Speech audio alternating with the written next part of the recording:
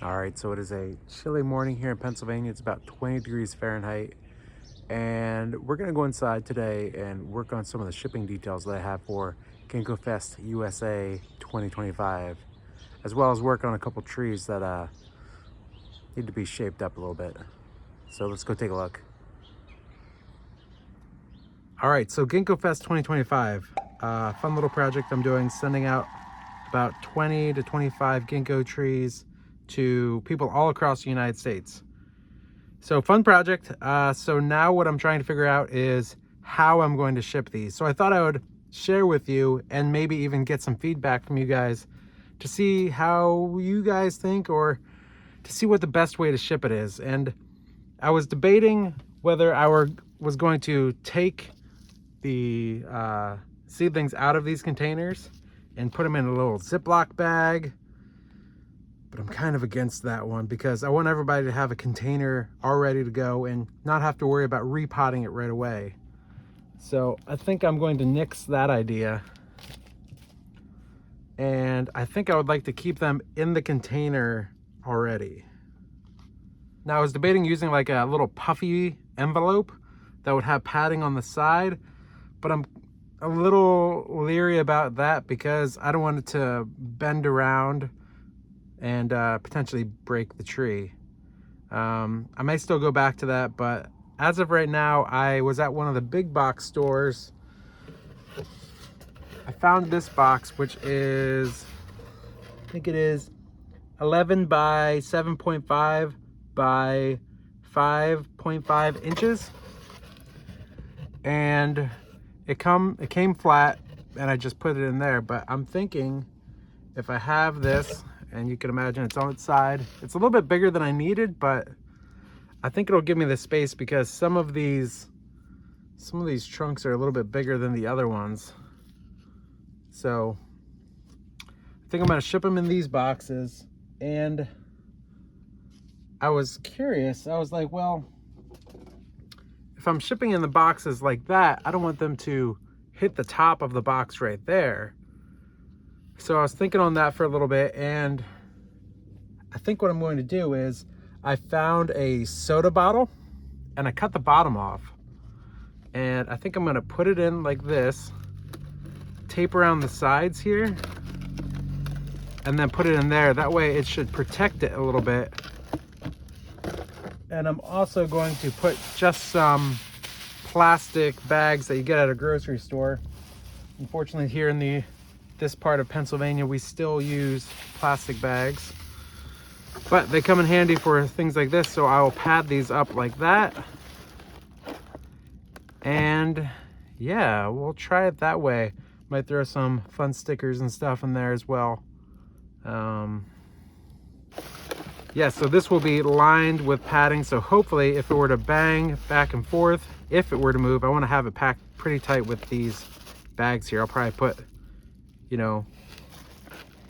maybe like 8 of these little bags in here just so it won't even be able to move. And then just kind of tape it up. So that's what I'm thinking. You guys out there, let me know what you think. If you've ever shipped small little plants, let me know what you think of this. Yeah, if I throw a little bit of tape around the sides here, and I think it'll be okay. If I even find some some soda bottles that are a little bit more sturdy than this, that might work out even better. But also something I have to take into consideration is the weather. We're in January, tail end of January here, and some of the lower states in the United States, weather-wise, they're doing okay.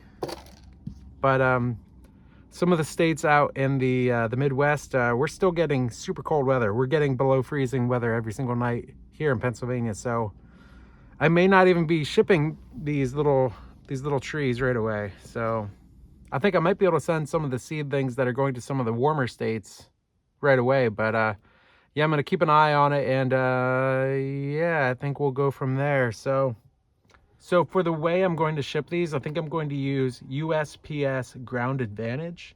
It seems like it's the best bet for the size and shape of these little seedlings.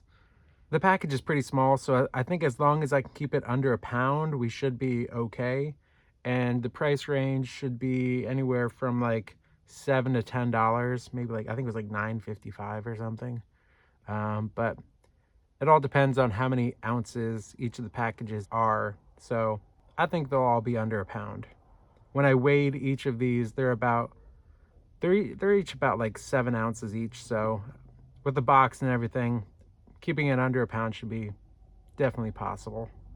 So I have 13 people that are part of the Ginkgofest 2025. So if you're interested in being part of the project, just send me an email. I'll put it up on the screen here.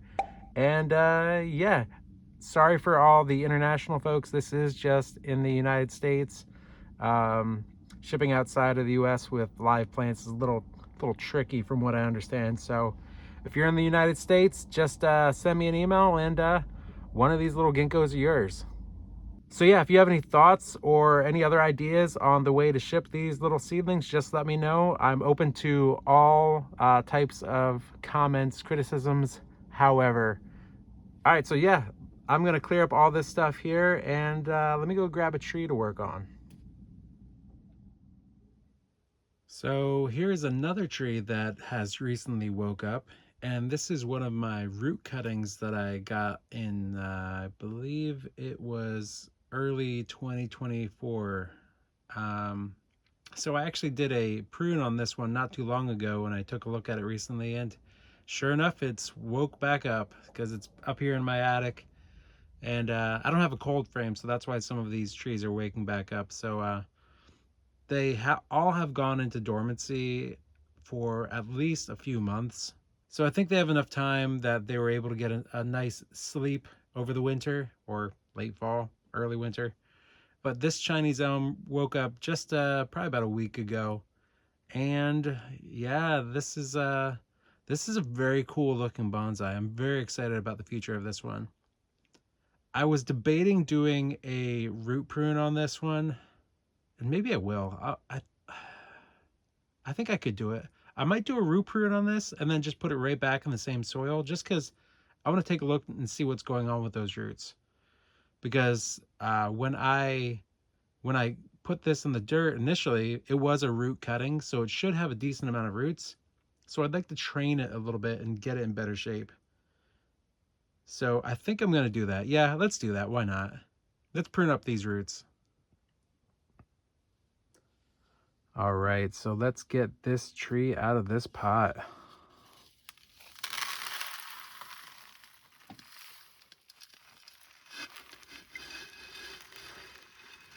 Whoa, this thing's done some work. That came out clean. Dang, I think I made the right call here. That is... Well, we got a lot of thick roots going on here. All right, let's work away at this thing.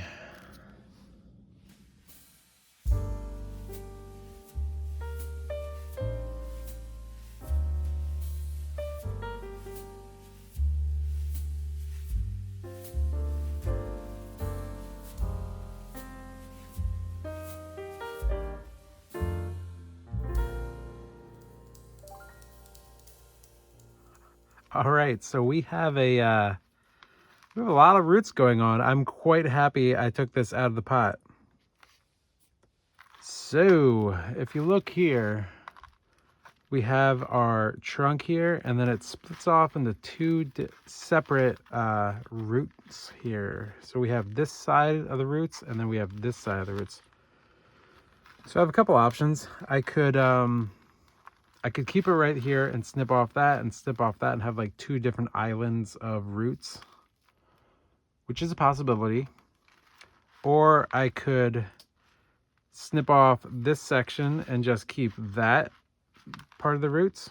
Or I could snip off this one and just keep that part of the roots. And I'm leaning towards this one because I'm not a big fan of having the roots separated like that. I'll always be pruning and having radial roots on both sides, and I'd rather not do that. So the other option would be to, if I were to take that off right there, if you notice, this part right here is thicker than this part down here, and we want taper. We want the thick at the bottom and to get smaller as it goes up. So that would not be ideal. So I'm leaning towards that right there, snipping that off there, and maybe we'll use this as another root cutting. So that's the first plan of attack. Let's snip off this bit there. All right, here we go. Now this will leave a pretty nasty scar, but I'm sure it will heal over time.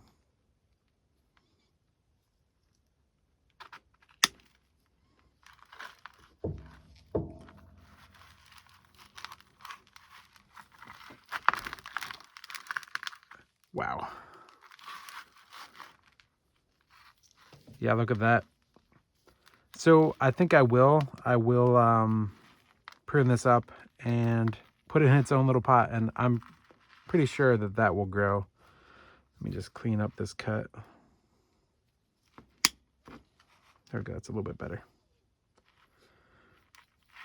So as I'm doing this, I'm actually noticing that there is one other little section right here. I don't know if you can see that. Let me see. So I'm actually noticing right here in this junction there, this is actually a separate bit of roots right here that I think I'm going to clip off as well. Right there. So let's cut that. Let's do a rough cut.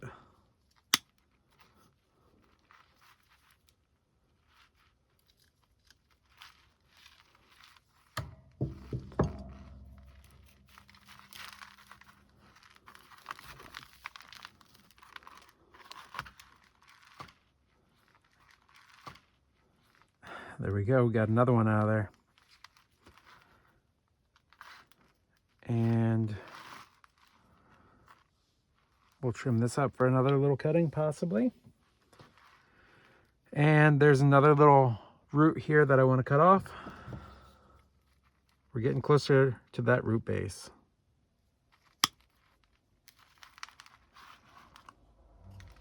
It's a big one. And I'm just gonna snip this back here, all these bits.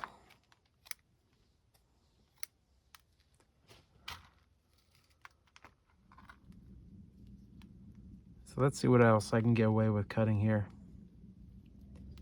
Maybe this one.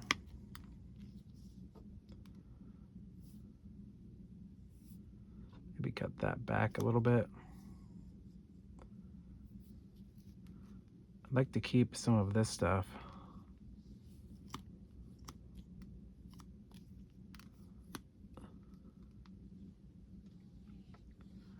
That might do it, and I think I'm gonna leave some of the stringy stuff just for some extra, juice in the tank, if you will, I guess. You know, the Chinese elms tend to be pretty resilient to root pruning, so I think this will be okay, and it will benefit its future. So let's get this back in that same pot again.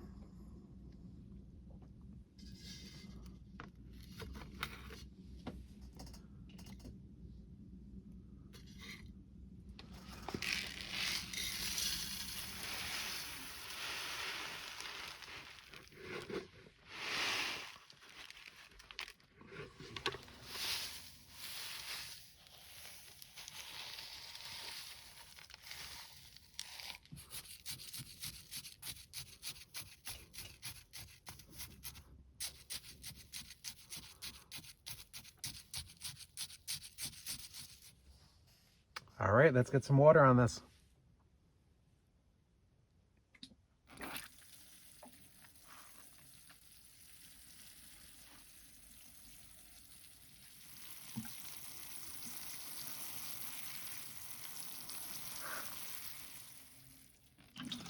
There we go. We got some good drainage down there as well, so this one's good.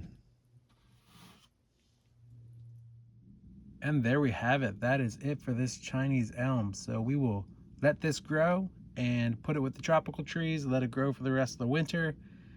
And I'm confident this thing will grow as long as I didn't root prune this thing too much, which I think it'll be okay. We'll let this grow into the spring and come back and see what it looks like in a few months. So it's got a couple nasty scars here, but I think those will heal over time, and hopefully we won't even notice them. Time will tell. I'll take some of these root cuttings as well and put them in another pot, and we'll see what happens with them. It's unfortunate that some of these things are waking up early, but that's just what happens when you don't have a cold frame. Got to get on that next year. That's my 2025 goal, is to get a nice little cold frame outside for these deciduous trees. So yeah, let's get to something else. So here's something that's a little bit interesting. I got a jade for one of my coworkers for a Secret Santa gift, and as I was repotting it, prepping it for when I was going to give it away, I noticed at the bottom of the pot were these little tiny baby jades. Now I thought this was pretty interesting because most jades that I've seen are from cuttings and not from seed. And unfortunately, I didn't actually film any of the repot, but here's what that jade looks like now. So you can see it's a crassula jade. But what I thought might be cool is if I actually take these out of the pot here and show you what these roots look like. So let's do this. All right, so let's take these little jades out.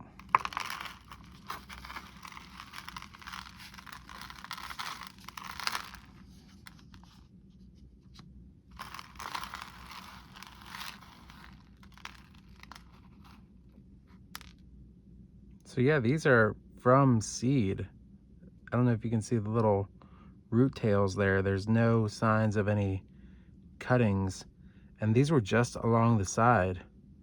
Unless these aren't, you know, crassula jade and they were just randomly in with the jade plant, but I don't know.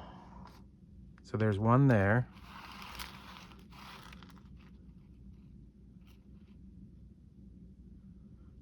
This one did not make it. So that was one that is dead. There's another little baby one right here. You can see how small that is.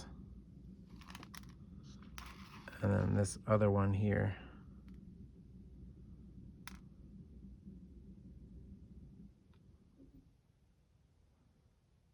So yeah, super interesting. I think it was just 3 of them that I saw, or 4, but the 4th one died. I don't see any more in here. So yeah, that's interesting, right? Look at that. It's a little baby seedling of what I think is a jade. At least it was in with a jade, so I just assume it is. So there's that one. This one.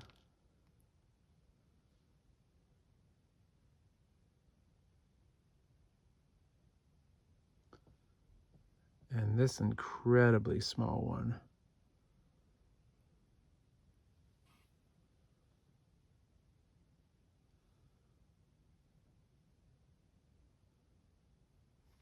So I'll just put all these right back in the soil, but I just kind of wanted to show you guys this and see if you think it's a, you know, crassula jade, just like the mother plant, or if it's something else. I'm not 100% sure. I'm not an expert on succulents.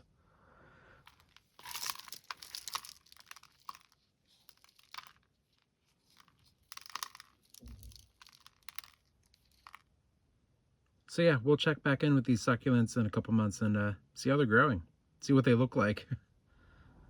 So yeah, that's it for this one today. So thanks for watching.